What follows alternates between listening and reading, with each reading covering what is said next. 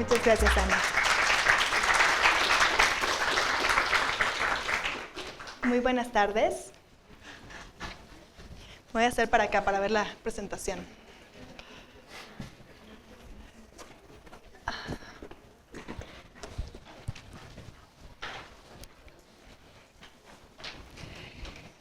El tema de la conferencia de hoy es el entrenamiento mental en el ámbito laboral. Y a mí me gustaría hablar desde la perspectiva de cuál es el poder de tener una mente entrenada en el ámbito laboral de hoy en día.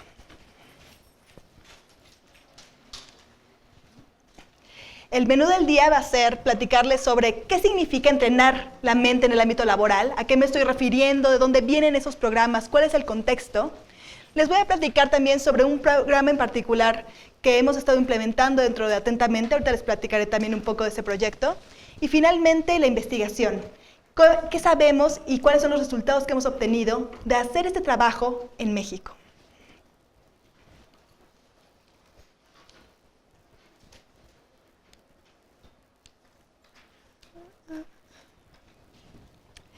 Primero me gustaría platicarles un poco de forma más como anécdota, de dónde viene este trabajo, en qué contexto se desarrolla. Entonces, como les comentaba Ana, yo estudié física aquí en la UNAM. Y de la física a mí lo que me interesaba era el estudio de la mente y de las emociones. Y no fue específicamente lo que encontré en la Facultad de Ciencias, pero sí encontré algo muy importante, que era el método científico. Si tú quieres estudiar cualquier fenómeno, ¿qué tienes que hacer? ¿Qué tienes que hacer para hacerlo, para lograr estudiar un fenómeno? Observarlo. Observarlo es el primer paso, ¿verdad? Entonces, si a mí lo que me interesaba era estudiar la mente y las emociones, algo muy natural tenía que suceder. Tenía que empezar a observarlas. Pero cuando empezamos a ver cómo es que observamos a la mente y las emociones en el contexto científico, pues resulta que vemos básicamente sus correlatos en el cerebro o sus correlatos en el comportamiento. Pero la mente solo la puedes observar con la mente misma, ¿verdad? Es un fenómeno subjetivo.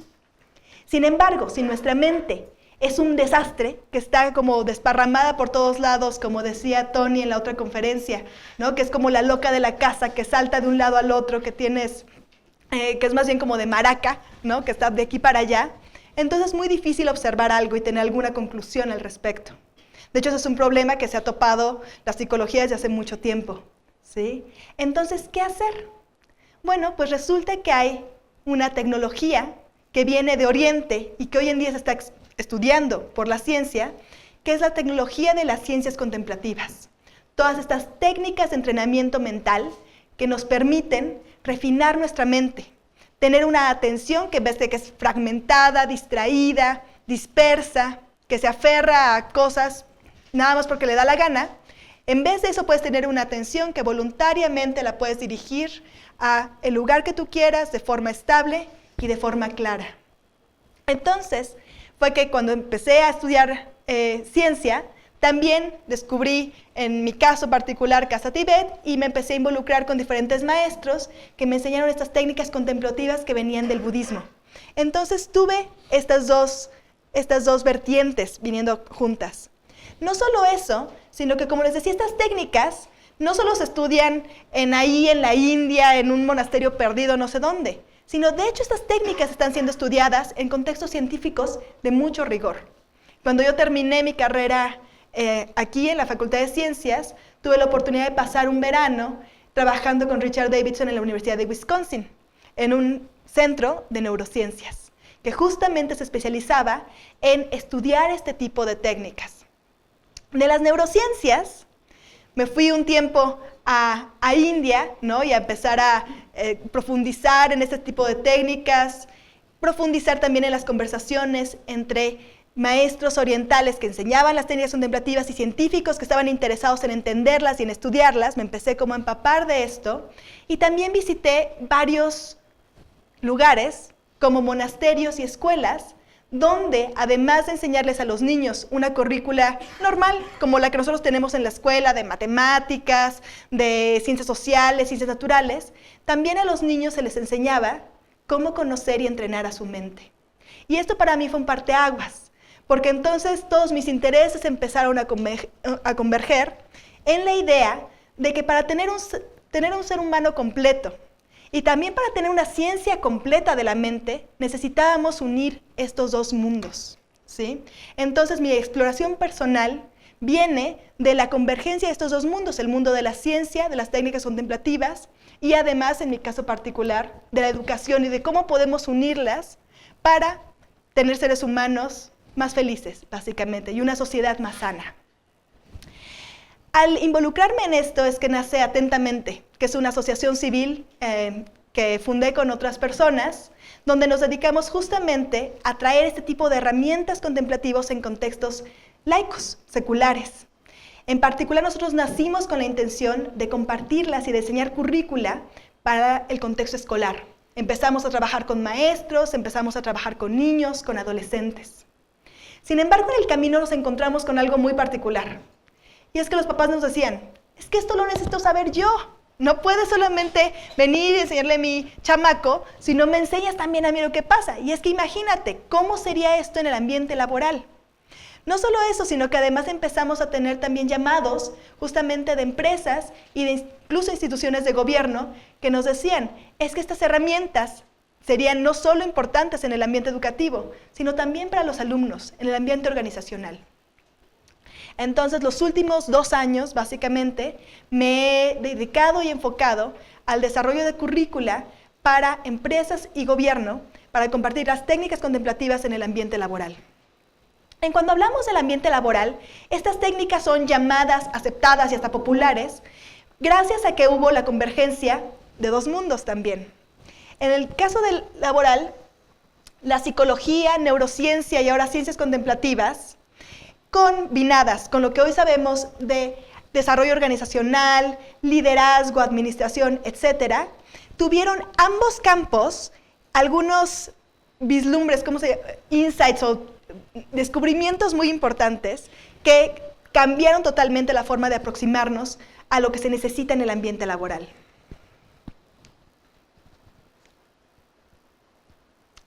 Desde el punto de la psicología, neurociencias y ciencias contemplativas, gracias a la imagenología cerebral, por ejemplo, es que ahora sabemos mucho más del cerebro y del potencial humano de lo que sabíamos hace 25 años. En particular, tenemos descubrimientos en torno al funcionamiento del cerebro, la mente y el potencial humano que cambiaron el paradigma sobre cómo funcionamos y cómo debería ser una educación.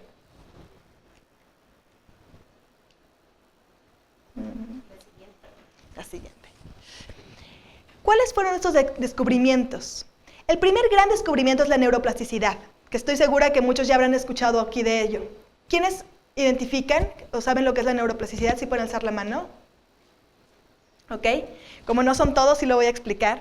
La neuroplasticidad es la capacidad del cerebro de cambiar, ¿sí? Antes se creía que cuando tú nacías, crecías, los primeros años de vida se formaban las conexiones en el cerebro, aprendías ciertas cosas y básicamente se quedaba la estructura de tu cerebro y luego a lo largo de la vida lo único que pasaba es que perdías neuronas, ¿no? Si te pegabas, si te echabas una botella de tequila, pues perdías neuronas, el deterioro cognitivo natural hacía que perdieras las neuronas y ya.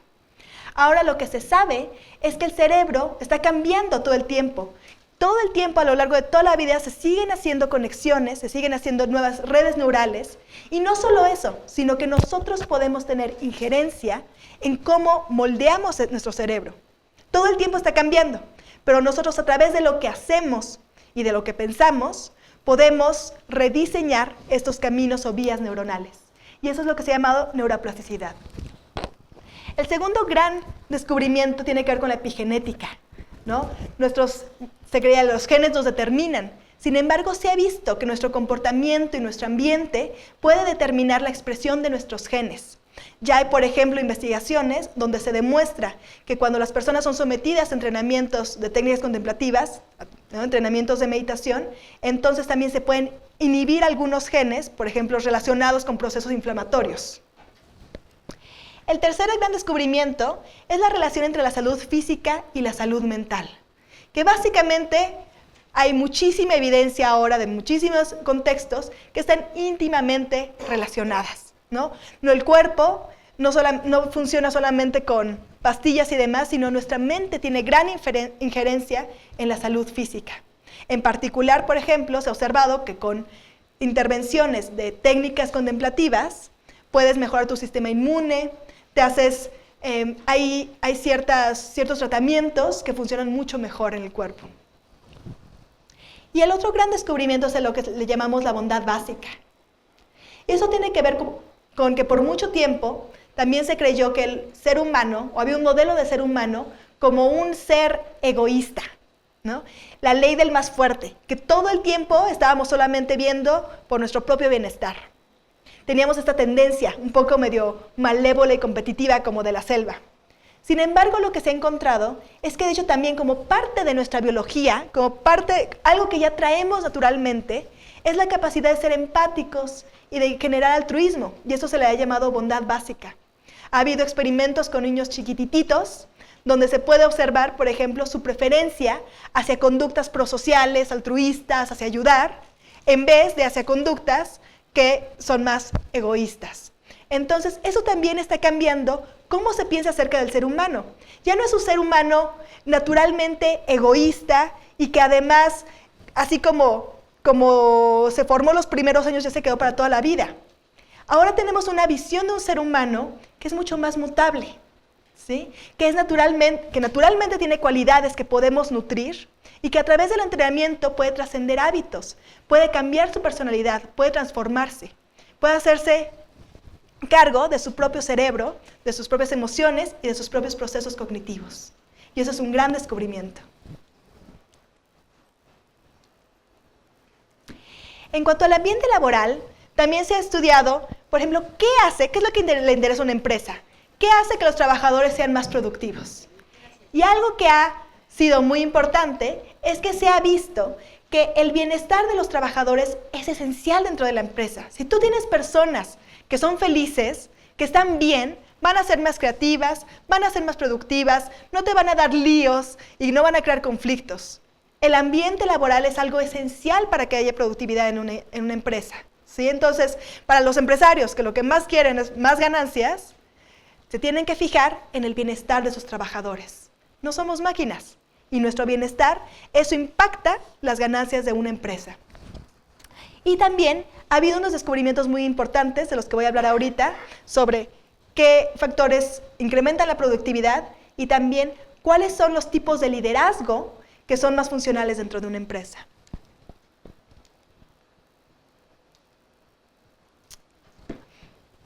Uno de estos grandes descubrimientos, ya habrán escuchado mucho sobre la inteligencia emocional, ¿no? Que fue un término que hizo muy famoso Daniel Goleman, aunque ha habido muchísimos investigadores que lo han desarrollado y estudiado desde distintas perspectivas, como Vizquerra, entre otros. Esta es la definición de Daniel Goleman de la inteligencia emocional, que habla de 5 dimensiones, que son el autoconocimiento, autorregulación, motivación, empatía y habilidades sociales. Entonces, aunque hay muchas definiciones de la inteligencia emocional, básicamente a lo que todo el mundo apunta es que estas habilidades son increíblemente importantes para que una persona pueda ser altamente productiva. No basta con tener habilidades de tu campo, ni las habilidades técnicas, sino realmente para tener éxito en tus tareas, tienes que tener esas habilidades. Y esas habilidades no son algo con lo que necesariamente vienes ya dotado de nacimiento, sino de hecho son habilidades que podemos cultivar. Y también esto ha sido de gran relevancia y ha cambiado como toda la estructura de qué necesitas, por ejemplo, si tú eres un empleador, cómo necesitas capacitar a tus empleados. No solo tienen que saber las habilidades técnicas, tienen que aprender esto.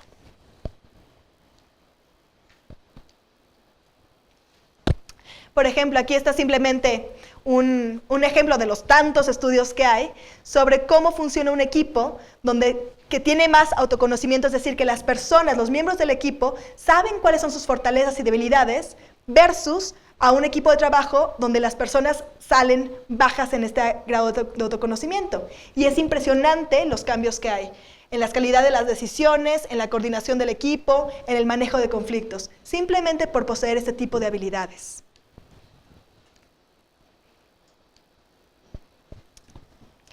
Otro elemento muy importante es el de liderazgo. Estos estudios vienen de un investigador que se llama Jim Collins. Jim Collins lo que hizo fue preguntarse, dentro de las empresas que hay en el mundo, hay ciertas empresas que de repente son increíblemente exitosas. Pero además no solamente son exitosas por un cambio en el mercado, sino son muy exitosas y se mantienen en el tiempo. Son empresas que pasaron de ser buenas o más o menos a empresas que tienen increíbles ganancias y que se sostienen aún a pesar de los cambios.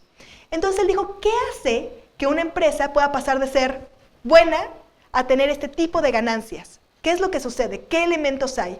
Y tras hacer un gran estudio de muchas empresas y empezar a analizar varios factores, uno de los factores esenciales era el tipo de liderazgo, como lo podemos imaginar. Pero entonces, ¿qué características tenían los líderes de estas empresas altamente exitosas?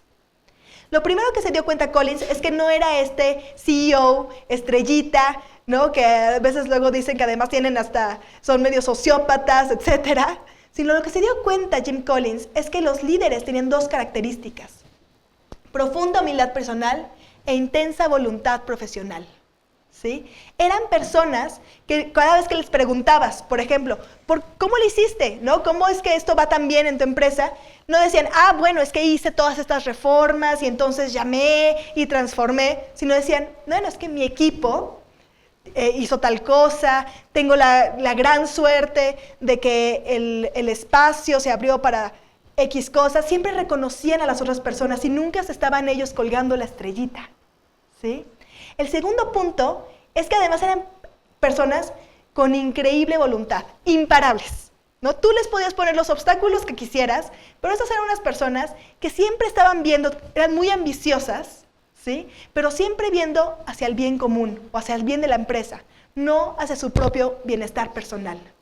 Y estas dos características fueron las que identificó Jim Collins y les llamó a este tipo de líderes tipo 5. Ahora, aquí el gran descubrimiento es que, bueno, ok, qué padre que haya líderes tipo 5.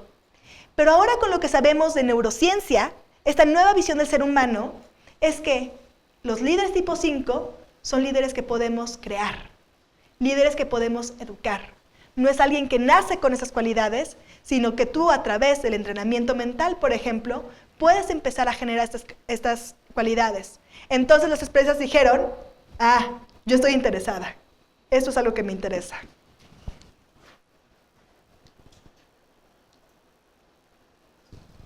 Y finalmente, como les mencionaba, el aspecto de bienestar, ¿no? Que todas también hay una ola ahorita de la necesidad de cultivar bienestar dentro de las empresas, que cada empleado se sienta bien y eso naturalmente incrementa la productividad.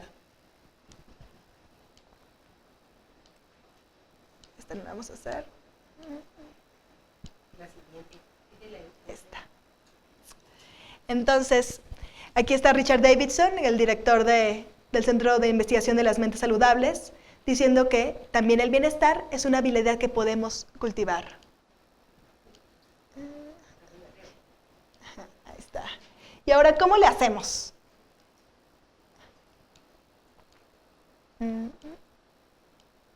La otra, por favor. Básicamente, lo que estamos proponiendo es que esta transformación se puede dar con el entrenamiento mental. Entonces, ¿en qué consiste el entrenamiento mental? ¿Cuál es el proceso de transformación? Para explicar este proceso, a mí me gusta mucho usar la metáfora del escultor. Entonces, si tú quieres hacer una escultura, ¿no? Si tienes un bloque ahí de mármol y te piden que hagas una obra de arte, ¿qué es lo que tienes que hacer? ¿Cuál es el primer paso? Visualizarla. Visualizarla. Tienes que visualizarla. Tienes que saber a dónde te diriges. Exactamente. Y el siguiente punto, ¿cuál es? Una vez que tienes el boceto, ¿qué tienes que hacer? Picar, empezar a moldear. Pero si yo te doy una pluma de ave, ¿puedes moldearla? No. Tienes que tener las herramientas adecuadas, ¿verdad? Y una vez que tienes las herramientas adecuadas, entonces sí, ¿no? Primero le quitas lo que le sobra al pedazo de mármol o de lo que tengas y luego embelleces la escultura, ¿verdad? Entonces, el proceso de transformación que nosotros estamos proponiendo cuando hablamos de entrenamiento mental en el contexto de las empresas es exactamente eso. Primero el individuo tiene que saber hacia dónde se dirige, cuál es su visión, en qué tipo de ser humano se quiere convertir. El segundo, y este es un aspecto del entrenamiento, trabajar sobre la motivación. Una vez que sabes a dónde te quieres dirigir, tienes que tener las herramientas adecuadas para hacerlo. Y si estamos hablando de entrenamiento mental, de que queremos transformar nuestras cualidades internas, cultivar mayor bienestar, autoconocimiento, empatía, atención, etc., entonces, ¿qué tipo de herramientas necesitamos? De la mente, ¿verdad? Necesitamos ese tipo de herramientas. Entonces, la primera herramienta consiste en hacer de nuestra mente de chango loco una mente servicial, una mente que podamos dirigir voluntariamente a donde deseamos, tal como lo explicaba Tony en la conferencia anterior. Entonces, la base del entrenamiento es el cultivo de la atención. Y esto se está haciendo en muchísimas empresas, ¿no? Tenemos Harvard, Berkeley, Google, etcétera, desarrollando sus propios programas de entrenamiento mental, donde la base es el cultivo de la atención. Pero la atención, como ya sabemos, no basta para transformarnos. Entonces, el siguiente elemento es usar esa atención para entender cuáles son nuestros procesos internos. ¿Qué elementos de mi personalidad me llevan al bienestar, tanto a mí como a los demás? ¿Y qué elementos lo impiden? Y una vez que yo identifico cuáles son los elementos internos que me conducen al bienestar, a ser una persona más productiva y también a tener un mejor ambiente laboral, muy fácil, tengo que empezar a cultivarlos. Y una vez que identifico cuáles son los elementos internos que merman mi bienestar, muy fácil, tengo que aprender a abandonarlos. Entonces, por ejemplo, dentro del contexto que estamos ahora nosotros trabajando en México, que es un curso que se llama Trabajar y Vivir en Equilibrio, lo que hacemos es justamente, en un primer módulo, trabajamos la motivación. ¿A dónde quieres ir? ¿Qué tipo de persona te quieres convertir? Luego, cultivamos las herramientas. Trabajamos el entrenamiento de la atención y no solo eso, sino también técnicas que llamamos de claridad, pero las podríamos pensar como de un estilo de pensamiento crítico. Usamos nuestra atención más entrenada, más calma, para empezar a hacernos preguntas sobre qué elementos nos conducen al bienestar y cuáles no. Una vez que tenemos esas herramientas, el siguiente módulo del entrenamiento consiste en empezar a trabajar con aquello que nos sobra. Empezar a identificar cuáles son nuestras emociones aflictivas y trabajar primero para que no nos controlen las emociones aflictivas y luego para entenderlas en todo su proceso y empezar a deconstruirlas. Y finalmente, el tercer elemento que equivaldría a embellecer nuestra escultura es identificar los aspectos de nuestra personalidad que son sanos, que nos llevan al bienestar personal y social, y entonces cultivarlos si tenemos un módulo del cultivo del corazón. Entonces, básicamente el entrenamiento consiste en trabajar estos diferentes aspectos que les llamamos los nuevos ABCDs del entrenamiento mental. El primer punto, cultivar la atención, una mente más calma, que esté presente, pero también clara, y que no se enganche innecesariamente con cosas que no le interesan o que no son útiles. Cultivar el aspecto del corazón, cultivar la bondad. Y aquí por bondad es un término como paraguas para cultivar cualidades como la empatía, la imparcialidad, el amor, la compasión, el regocijo, la gratitud. Trabajamos el aspecto de la claridad. ¿Cómo podemos usar esta atención, esta mente más entrenada para ser más objetivos y para tomar en cuenta no solo nuestro beneficio, sino el beneficio de los demás? Y algo que está a lo largo de todo el entrenamiento es un sentido de dirección. Todo el tiempo, en vez de ser llevados por el momentum de la vida cotidiana y de la vida laboral, que es increíblemente demandante, ¿no? Estábamos viendo unas estadísticas donde México se coloca como uno de los países con más estrés en el mundo, estrés laboral, ¿sí? Entonces, ¿cómo podemos tener un sentido de dirección y no dejarnos arrobar por todo esto que está pasando? Y lo que nosotros estamos proponiendo es que a través de este entrenamiento en estos rubros, los nuevos ABCDs, entonces vamos a lograr tener un ambiente laboral más sano y, por supuesto, individuos mucho más sanos y más felices.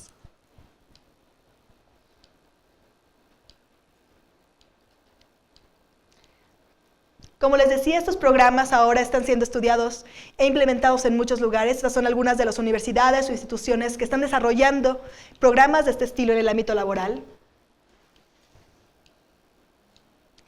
tenemos estas empresas que están aplicando estos programas, y ahora también aquí tenemos que agregar la Secretaría de Hacienda, que es con quienes nosotros en particular estamos trabajando, y les voy a enseñar algunos resultados que hemos tenido con ellos, y también lugares como Manobras y otras empresas más chiquitas en México. Nosotros en particular trabajamos con este tipo de instituciones, son con quienes estamos vinculados y con quienes estamos empezando a hacer investigación sobre estas técnicas que, como ya hemos visto, pues son un boom, ¿no? Tenemos la revista Times, el Mindfulness Revolution, etc. No solo eso, sino tenemos muchísimas publicaciones. Esta es una gráfica de las publicaciones en los últimos 20 años, que creo que ya han hablado de eso en este coloquio. ¿Y por qué ha sido también tan importante y tan en boga? Porque podemos empezar a evaluar los resultados. En particular, aquí hay unas evaluaciones que son como las más de punta sobre cómo este tipo de intervenciones modifican el cerebro. Sin embargo, cuando tú estás en un ambiente laboral, a las personas, a los empleadores, a los mismos individuos que están tomando un curso, no les interesa tanto si cambia su corteza prefrontal o si la cingula no sé qué. Ellos tienen una problemática muy clara, ¿no? Por ejemplo, en el ambiente de gobierno tenemos a personas que tienen alta responsabilidad, muchísimo trabajo, muchísima presión y muchísima desaprobación. Si tú trabajas en el gobierno hoy, básicamente tienes la etiqueta de corrupto, ¿sí? Entonces encontramos con personas, cuando llegamos, por ejemplo, a la Secretaría de Hacienda, que esta es la situación que viven. Y esta situación les hace que sacrifiquen el tiempo personal, la salud, la vida en familia y el reconocimiento. Muchas de las personas que están ahí no son personas excelentes y que decidieron pues, trabajar en el gobierno a pesar de no tener reconocimiento ni necesariamente tampoco muchísimo ingreso.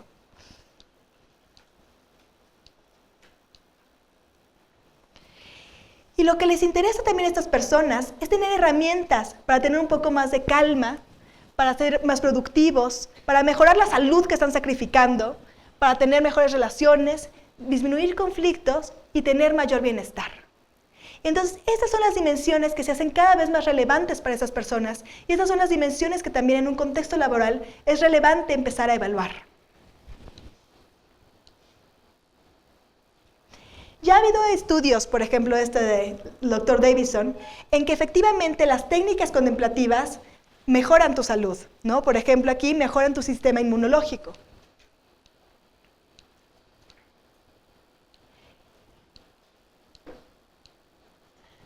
Tenemos además muchísimos estudios que empiezan a sugerir este tipo de resultados, ¿no? Mejora habilidades cognitivas y funciones ejecutivas, reduce el estrés, la fatiga, aumenta la creatividad, modifica tu cerebro, fortalece el sistema inmunológico, incrementa efectividad de tratamientos, cambia la expresión de tus genes, te hace más feliz. Sin embargo, estos son investigaciones súper importantes, pero todavía es un campo que está en pañales. En particular, también son investigaciones que se hacen en el extranjero y no necesariamente se han probado en población mexicana, ni se han necesariamente tampoco medido las dimensiones que son relevantes para nuestro espacio. Y es por eso que se hace tan importante empezar a impulsar la investigación en esta dirección. Nosotros estamos haciendo nuestros pininos. Entonces, básicamente, el día de hoy les voy a presentar unos resultados que son tal cual, pininos, ¿no? Nosotros empezamos a trabajar en la Secretaría de Hacienda hace un poco más de 2 años y empezamos a traer evaluaciones, test psicométricos, que era lo primero que podíamos además introducir en ese tipo de ambientes. No era como que nos dejaran hacer grandes investigaciones, sino empezar a poner algunos cuestionarios. Entonces evaluamos, por ejemplo, el estrés percibido en las personas. Esta es una muestra chiquititita, como verán.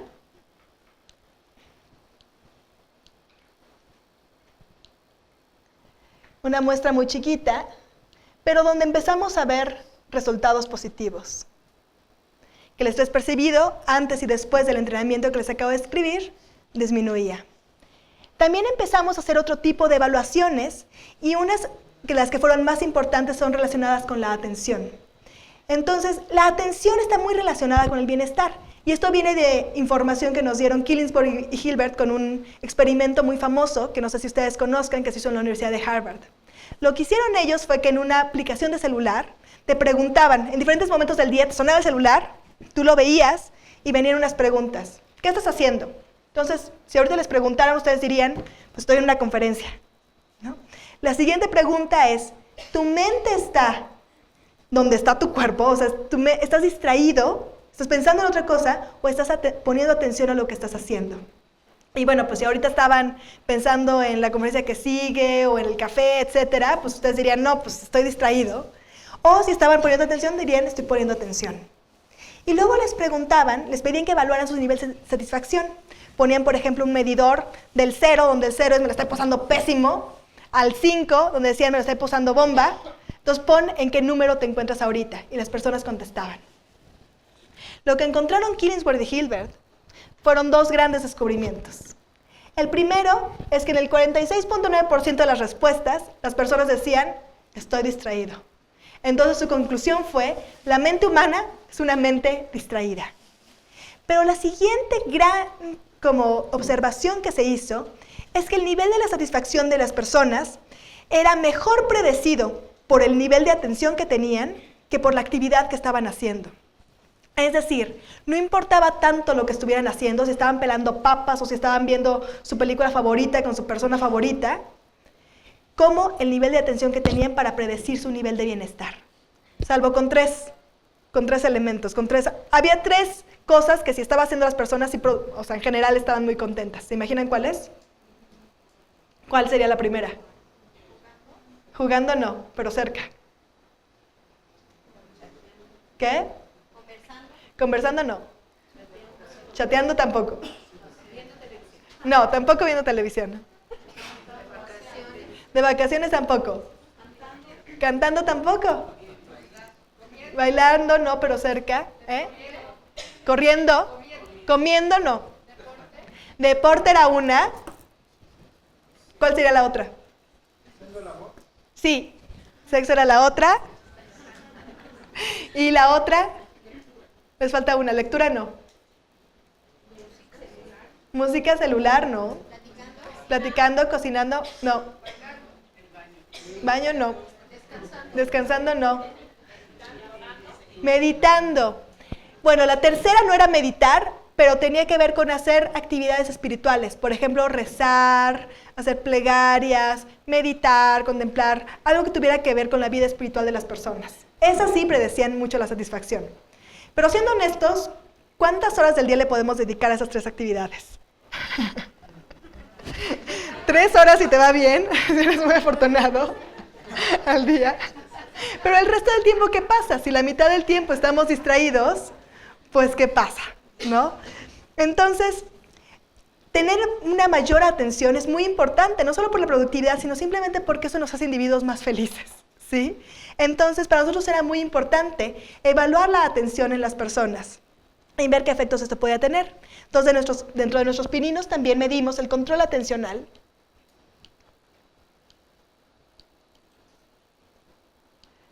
El control atencional que tiene varias dimensiones. Entonces aquí sí tuvimos una muestra un poquito más grande, trabajamos con 81 personas, todos trabajadores de la Secretaría de Hacienda que estaban tomando este curso de trabajar y vivir en equilibrio. Y lo que vimos es que efectivamente había una mejora significativa en este test de control atencional. Y también en cada una de las distintas dimensiones que esta evaluación estaba diseñada para medir. Y ahora lo que me gustaría es también que escucharan un testimonio de la directora de Recursos Humanos de la Secretaría de Hacienda. Porque estos pequeños resultados, tanto el estrés percibido como el control atencional, aquí no he presentado datos, pero también evaluamos otras dimensiones como de regulación emocional, competencias emocionales, usando por ejemplo una evaluación de Vizquerra, etcétera, nos llevaron a la conclusión de que necesitamos hacer una investigación mucho más profunda sobre estos temas. En particular por lo que nos dice, que ahorita van a ver el testimonio de Marlene Morales, parece un comercial, les juro que no le dijimos lo que tenía que decir, pero me parece muy interesante escucharla a ella.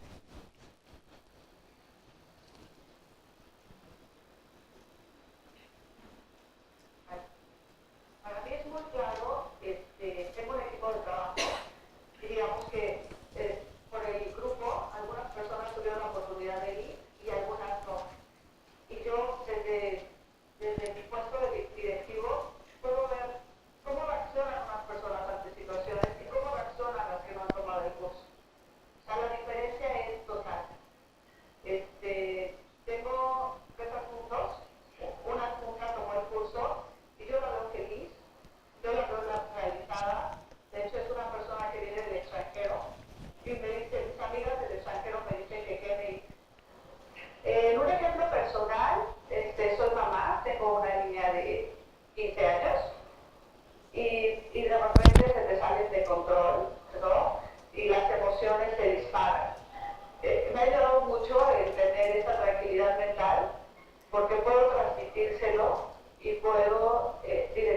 haga mejor en su vida.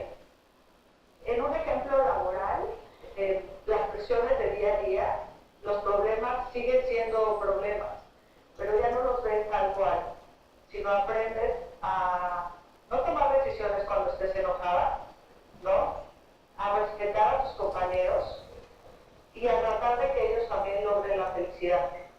Por supuesto que cuando la gente es feliz trabajando laboralmente, no solamente tienes las 8 horas o las 12 horas que están, porque a veces nada más las puedes tener como horas sentado, ¿no? Horas, pero ahorita las tienes presentes. Entonces lo que hacían en 12 horas, ahora a lo mejor lo hacen en 3 horas. Tienen más tiempo para ellos, tienen más tiempo para su familia, de esa persona realizada tanto laboralmente como personalmente. Les agradezco yo infinitamente a Atentamente Consultores esta oportunidad que no solo me ha hecho más feliz, sino he visto los cambios en la gente que me rodea. Gracias.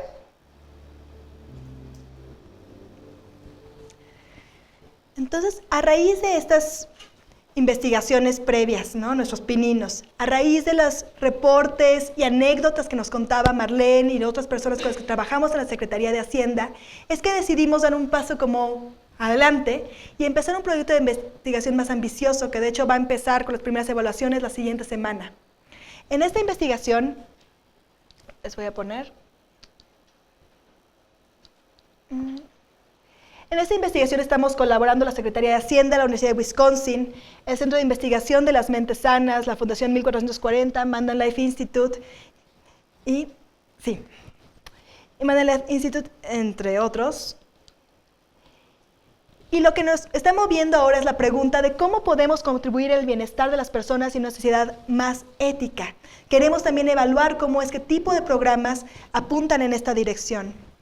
Entonces, para lograrlo, lo que hemos hecho es, voy a saltar, como tenemos poco tiempo, voy a ir un poquito rápido. Entonces, el objetivo de esta investigación va a ser evaluar las dimensiones de atención, regulación emocional, conducta prosocial y tomas de decisiones éticas en los trabajadores de la Secretaría de Hacienda. En un subgrupo, por supuesto, tenemos una muestra que no es representativa de toda Hacienda, vamos a trabajar con directivos, con altos mandos y mandos medios. Y algo muy importante en este tipo de investigación es que estamos introduciendo también nuevas evaluaciones. En el aspecto de la atención, por ejemplo, vamos a usar ya no solo test psicométricos, sino estamos empleando algunas tareas que cuando nos explicaron en la Universidad de Wisconsin cuál es el espíritu de esas tareas, es hacer algo así como un Fitbit para la mente. No sé si ustedes conocen Fitbit, que es una aplicación que te ayuda a evaluar cómo vas mejorando cuando haces ejercicio, ¿no?